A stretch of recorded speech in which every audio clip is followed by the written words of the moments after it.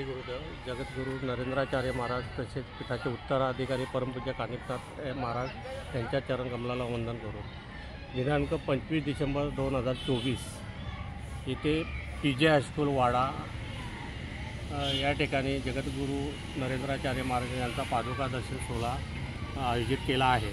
या कार्यक्रमासाठी वाडा, विक्रमगड, जव्हार, मोखाडा इथून जवळजवळ 10 ते 11 हजार भक्तगणांची उपस्थिती राहणार आहे। या कार्यक्रमामध्ये पादुकांचे शुभागमन तसेच गुरुपूजन तसेच पाहुण्यांचे स्वागत असे विविध कार्यक्रमांचे नियोजन केलेले आहे।